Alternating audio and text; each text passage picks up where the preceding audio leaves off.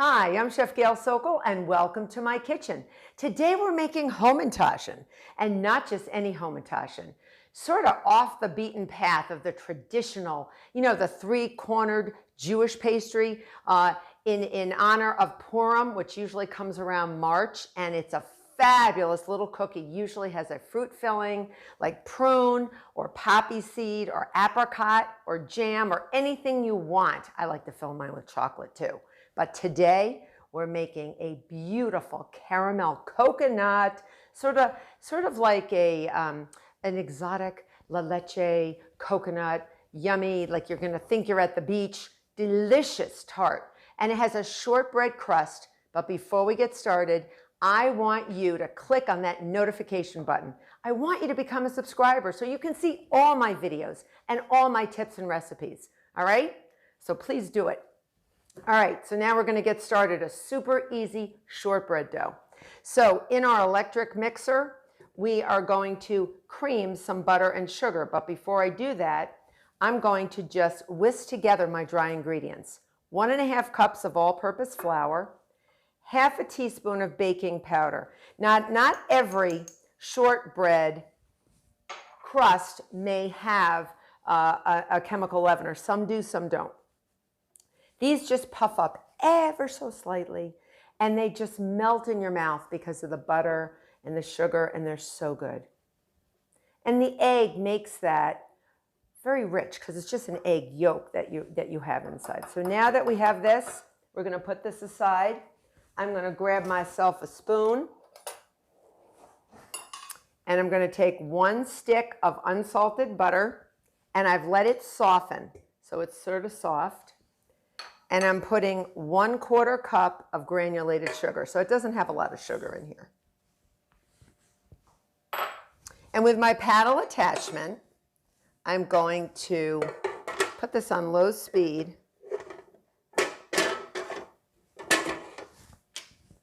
And get that going. You don't want to get it light and fluffy. This is not that type of a crust. You know, in your cookie crust, the creaming method of mixing, you want to get the butter and sugar light and fluffy. We're not adding too much air into the butter. We're not beating air into the butter. So we're just trying to mix this up. And then once we mix this up, we are going to add, now I usually like to add the flour first, and then I'm going to add 1 egg yolk and 4 tablespoons of heavy cream. Sort of gives a little richness. It's sort of silky, and it's absolutely delicious. So I'm going to lower this to low speed. And it's going to look dry in the beginning, so you're going to add your 1.5 cups of flour with your chemical leavener, your 1/2 teaspoon of baking powder. And you're going to do this on low speed, or else you're going to get a face full of flour. Been there, done that. You don't like that. You don't want to do that. So you're just going to add it all. You know, it doesn't have to be done that slowly. Just get it in there.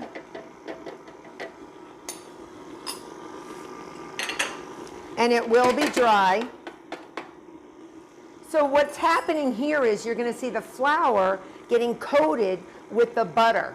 And that's a tenderizing agent, the butter, and it coats the strands of protein, the little flour strands that once we add a little water-based ingredients, there's a little water in our heavy cream, we are going to create just a little bit of gluten, but we don't want too much. We want a tender cookie. So you're going to add your yolk. Doesn't matter what order you add it. Matter of fact, you can even add your yolk into your cream. How about that for crazy, huh? Just pour it in. And it may look like it's not very wet at this point. You're not going to worry about it. It's going to look like little crumbles. And once we get that blended, we're going to stop. And I'm going to show you, it looks like little crumbles. But you're going to gently sort of put them together. All right. I'm going to move my recipe. And I'm going to show you. Some of it has clumped onto the paddle, and that's fine. But you're going to use your hands to sort of put this together. See how that looks sort of clumpy? And just bring it around. If you have a bowl scraper, this is a good thing to have as well, because you can sort of push it against the side. You don't want to knead this. This is not something where you're going to create gluten. Remember, kneading and overmixing creates gluten. So I think right now, I'm going to use my hands to just sort of squeeze it. I'm squeezing it, all right? Just squeeze everything together so all those dry ingredients will come together. And it may take a little, maybe a minute. Just squeeze it together. And then what we're going to do is, this is a sort of a standard shortbread crust, like I said, with the addition of some chemical leavener of that baking powder. Not always traditional. And we're going to put this in some plastic wrap and wrap it up. Make a disc, because we're going to roll it out later, but we do need to chill it. We need to let this get a little bit firmer, let the butter come to a little bit of a firmer texture and consistency, because we don't want our beautiful dough to crumble. And if it ever seems too dry for you, you can always add a little more cream or even a little more water. All right, so now I'm going to put it on here. And yes, it is not all together. I am quite well aware of this, but you know my trick. I'll show you, like I do with a pie crust. This is very similar to a pie crust. Just going to squeeze my crumbles together. Okay. Got most of that out of there. And then just sort of gather it. And then I have a piece of plastic wrap on my work surface. So gently just sort of shape it into a blob. It's not really anything now. It's not a square, it's not a circle, it's a blob. And I'm going to tuck the blob in for a little bit of a rest. So if you notice, I'm going to tuck it in on the sides. And now I can really press it together. All right. And this is what you want to do. You want to keep your hot little hands off of it. And I'm not insinuating anything, but your hands are 98.6. Most of us are body temperature. And you really want to make sure that that dough doesn't warm up too much, or else your butter will melt. So here you go. I have a rectangle. It could be any shape you want. I'm going to put this in the fridge for about an hour just to chill, or you can even freeze this if you want to make these another time. So while your dough is chilling in the fridge, it's time to make the caramel filling, the caramel coconut filling. But we got to make our base caramel. And that is a very easy process, but we do need to make it ahead so we can allow it to cool. So we're going to be using two different sugars. Granulated sugar, which is known as sucrose, and corn syrup, light corn syrup, which is known as dextrose. And these two sugars together, because they can't build crystals, crystallization won't occur unless it's a one pure type of crystal and one type of sugar. We're going to add them together because we don't want crystals, right? We want a nice smooth caramel. So I'm going to put 1/4 cup of water into my saucepan. I'm going to turn my cooktop on. All right, I'm going to put 1 cup of sugar in there. And you want to put the water in first. It just helps with dissolving. The 2 tablespoons of corn syrup. And we're going to mix them together with a big spoon. All right. This is what prevents the crystallization, is the 2 different types of sugar. So I'm going to mix these up, and you can see that they are, nothing special, just wet sugar. And you can see some of the crystals wash up. You can't help it. As you are stirring this, they wash up on the sides. So watch what I'm going to do. Once I stir and get all my sugar wet with the water and all my corn syrup blended nicely with my sugar, I'm going to take the spoon and I'm going to get rid of it. And watch what I'm going to do. I'm going to take a pastry brush and a little cup of water, and I'm going to wash down the sides of these crystals. We don't want these crystals to form into something more. We don't want to make rock candy, folks. We want to make caramel. Rock candy has its place, but not here. Now you can see what's happening. Look what's happening. The sugar and the water and that light corn syrup are beginning to boil. So what you're going to see this puff of steam come up, and that is your water turning to steam at 212 degrees Fahrenheit. And you're going to get rid of that first. And then eventually your sucrose, your granulated sugar, it's going to sort of break down a little bit. And your corn syrup, they're going to sort of get together and they're going to brown and they're going to caramelize. And you're going to see the color of brewed tea. Now this is where it gets tricky. If the doorbell rings, if the kids are home, you don't go anywhere. You stay here. Stay on task. This is a very, very, very tricky process where you don't want to leave this alone. This can burn.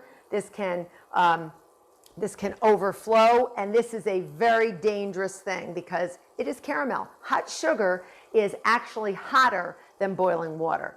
So you're going to see almost volcanic bubbles at this point. I've wiped down all the crystals, so I don't even need my water anymore.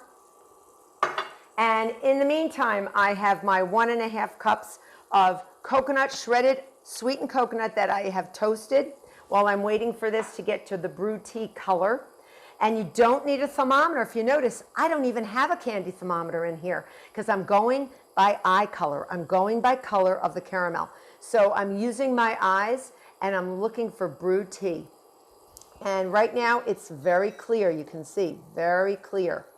All right. So basically, leave it alone. Don't mess with it. And then I also have what's going to stop the cooking process is 1/2 cup of heavy cream plus a tablespoon. I have it all in one spot. So don't be running around and getting these ingredients now. Have them ready. Have your mise en place ready for your caramel. All right. And once this comes off the stove, we are going to stop the cooking process. Once we get this brewed tea color, we're going to turn off our stove.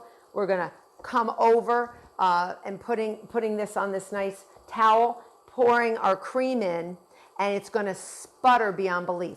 So I'm going to go get a whisk and get it ready, and then we're going to see brewed tea.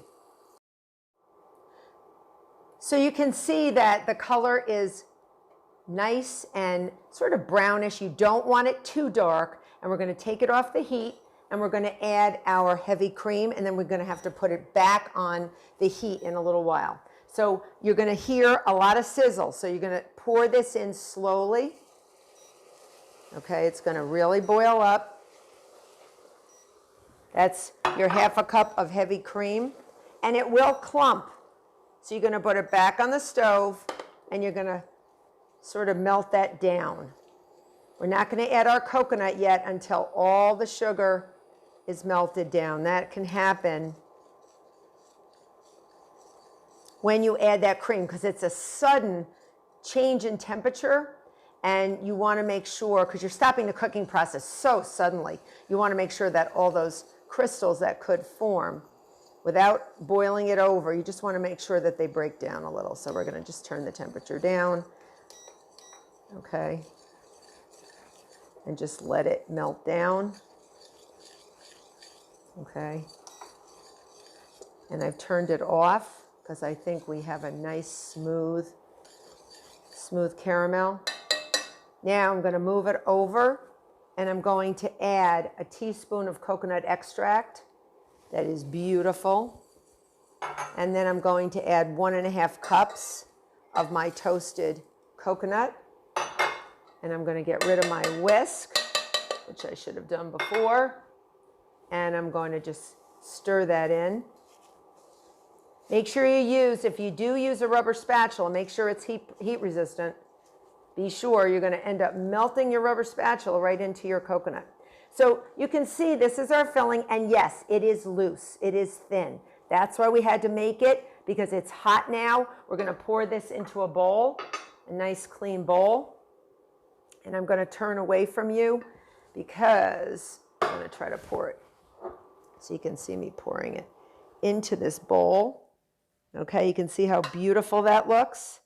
All right, and now what we do is we're just going to let it get to room temperature and thicken. You can even add it, put it in the fridge for a short while to cool down as well. Do not cover it right now. You don't want any condensation.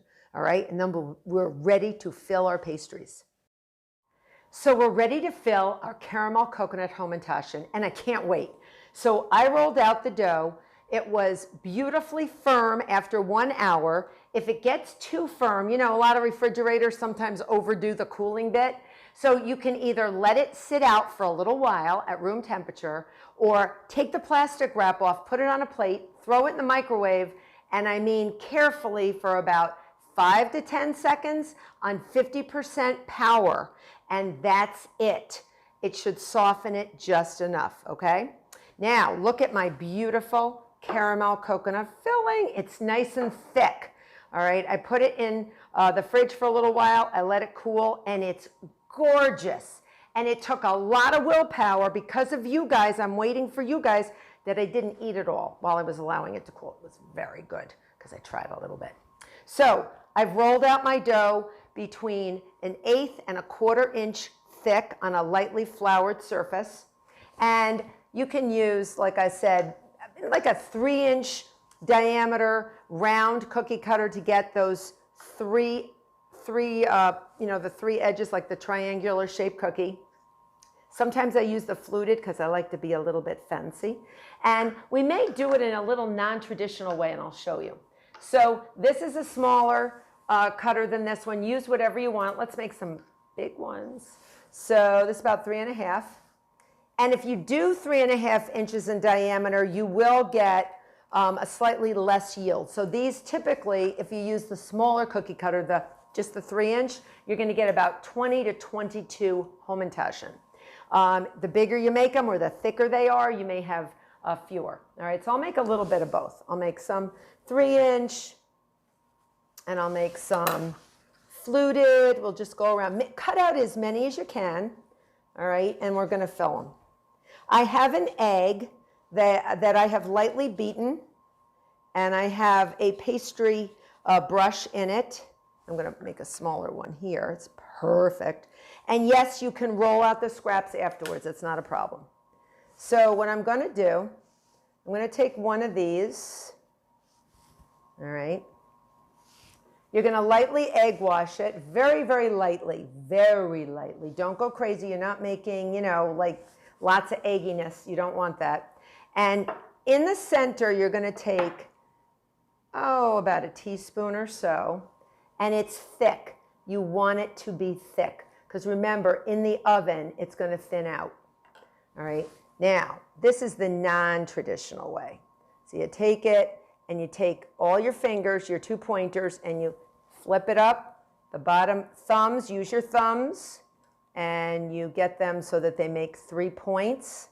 I like this way better than the traditional way, and then you can sort of mold it. You see what I'm doing? And you're going to put these on your sheet pan about 1 inch apart, and you're going to lightly egg wash them again.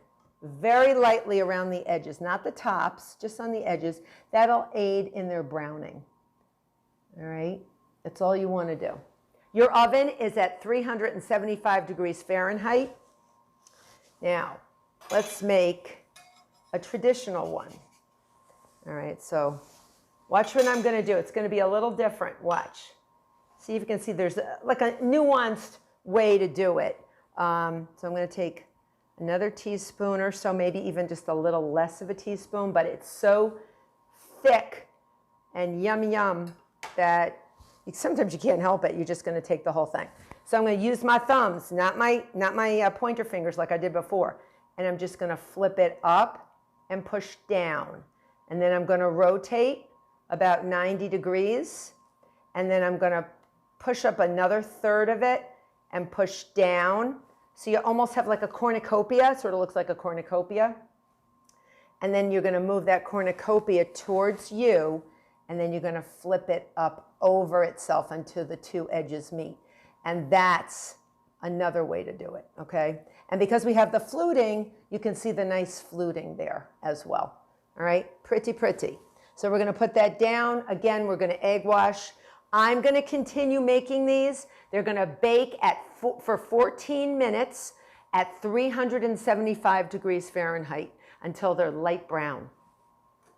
I'm going to keep on filling.